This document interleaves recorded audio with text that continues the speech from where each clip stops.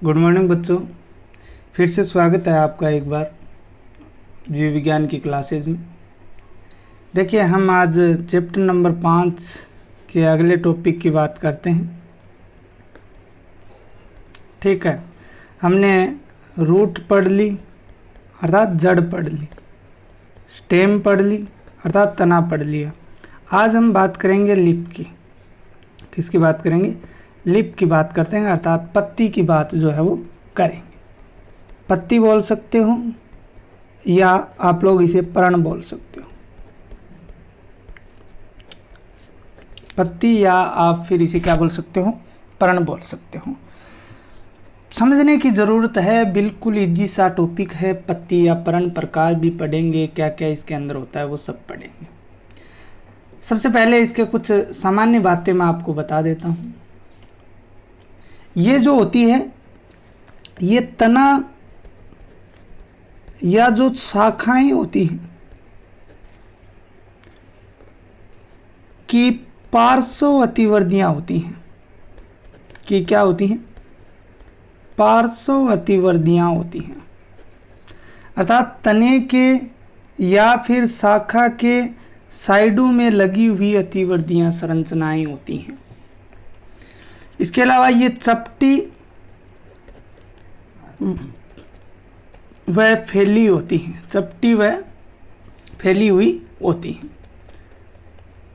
इसके अलावा अगर बात करें तो ये अग्राभिसारी क्रम में व्यवस्थित होती हैं। कौन से क्रम में? अग्राभिसारी क्रम में व्यवस्थित होती हैं। कौन से क्रम में? अग्राभिसारी क्रम में व्यवस्थित होती हैं। मुख्य कार्य की बात करें तो ये हरे रंग की होती हैं। कैसा रंग होता है? हरे रंग की होती हैं। ठीक है, वह प्रकाश संश्लेषण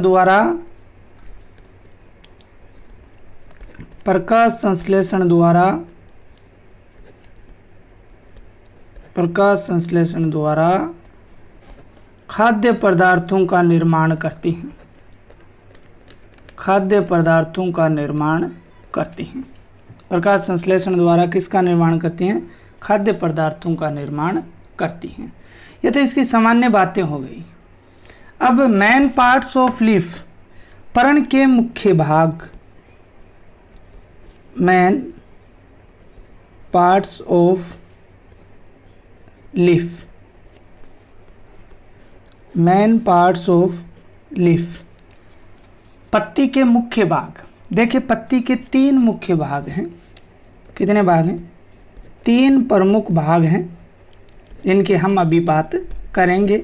मैं पत्ती का डायग्राम भी बनाऊंगा, आपको बिल्कुल समझ में आएगा। आप बस वीडियो को अंत तक देखें, पूरा समझ में आएगा।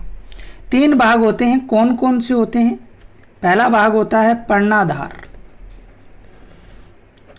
पहला भाग होता है पर्णाधार। दूसरा भाग होता है पर्णवरंत।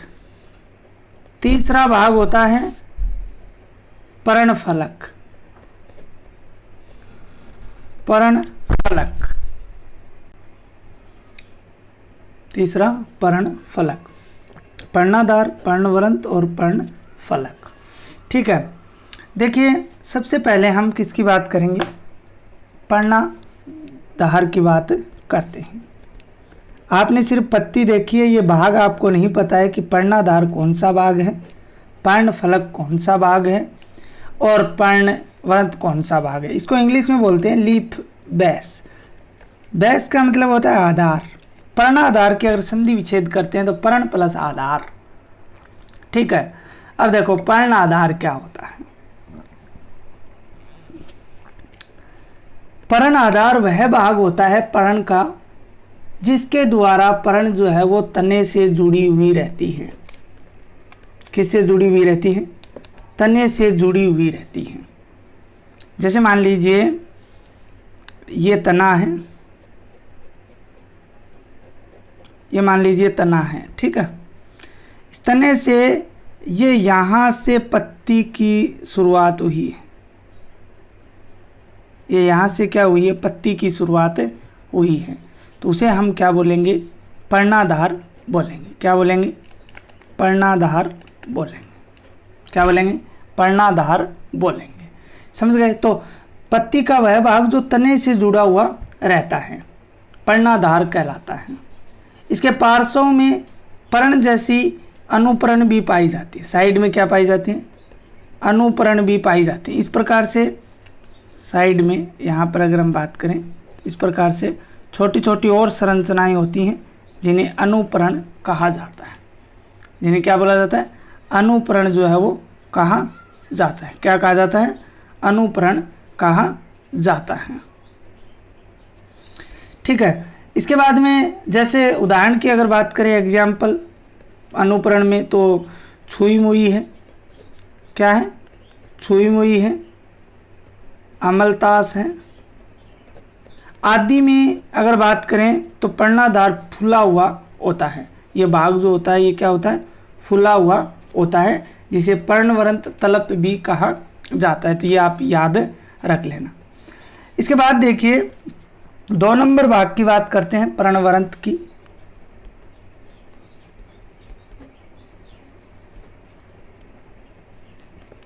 इंग्लिश में बोलते हैं पिटोल।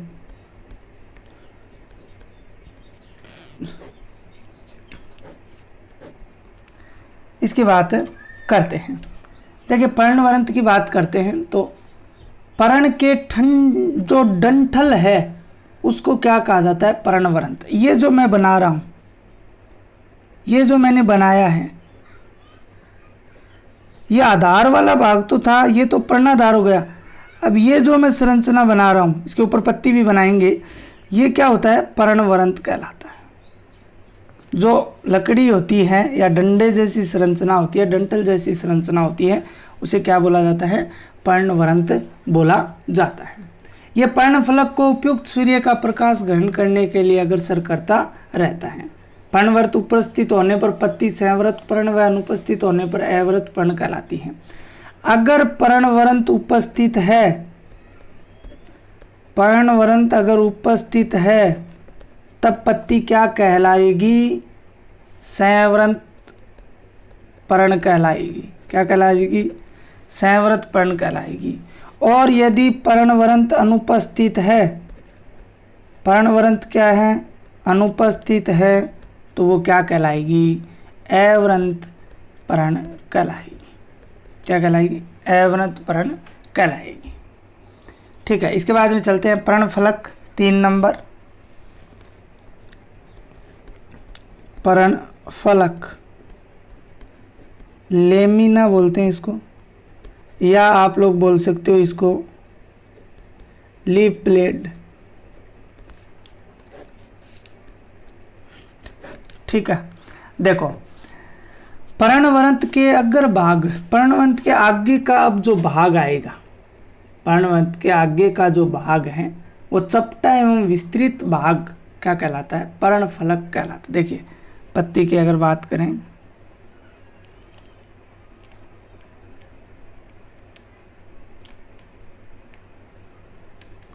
छोटी बनेगी, ज़्यादा जगह नहीं होने के कारण। ठीक है, हम बना देंगे, पत्ती जैसी संरचना बना लेंगे। ठीक है,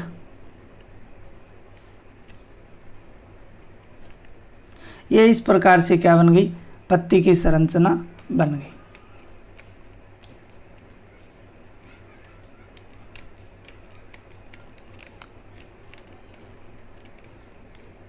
ठीक है। अब जो आपको आगे का जो भाग दिखाई दे रहा है ये क्या कहलाता है?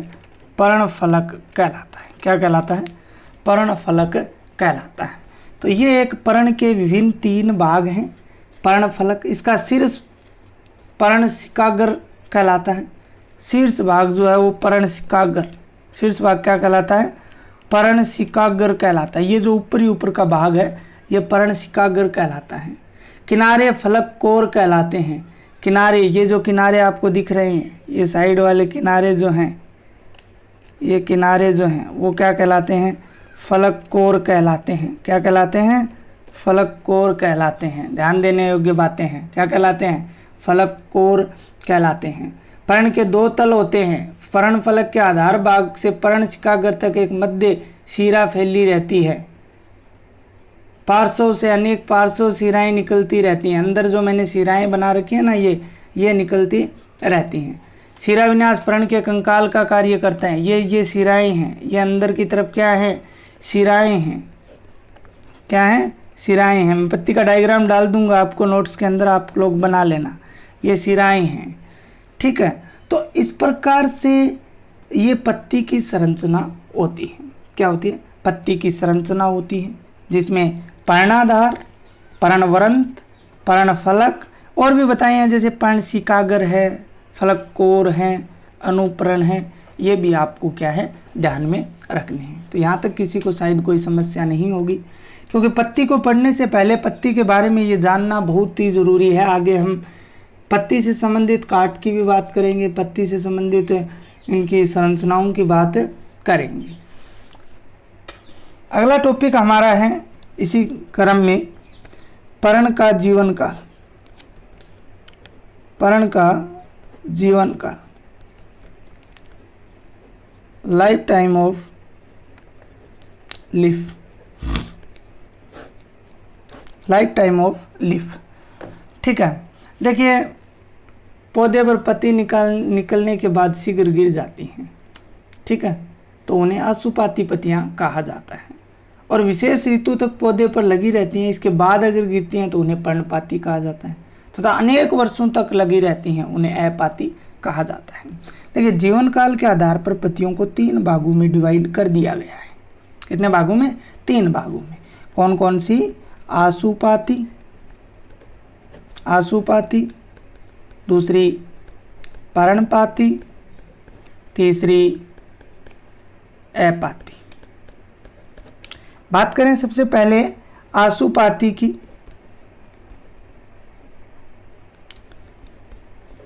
आशुपाती की बात करते हैं तो आशुपाती के अंदर क्या होता है, ये पौधे, ये जो पत्तियां हैं ये शीघ्र ही गिर जाती हैं। पौधे से क्या है, शीघ्र ही क्या हो जाती हैं, गिर जाती हैं, ठीक है। दूसरी बात करें पर्णपाती की। पर्णपाती जो है ये विशेष ऋतु में गिरती हैं, विशेष ऋतु तक लगी रहती हैं। क्या है, विशेष ऋतु तक लगी रहती हैं, उसके बाद में गिर जाती हैं। उसके बाद में क्या हो जाती हैं, गिर जाती हैं। इसके बाद में अपाती हैं। अपाती जो हैं वो अनेक वर्षों तक लगी रहती हैं।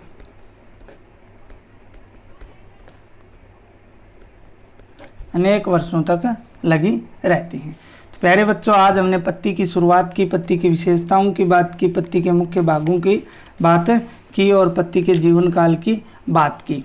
कल वाले वीडियो के अंदर हम बात करेंगे शिरा विन्यास की, जो बहुत ही इम्पोर्टेंट है। इसकी बात करेंगे, शिरा विन्यास की बात जो है वो करेंगे।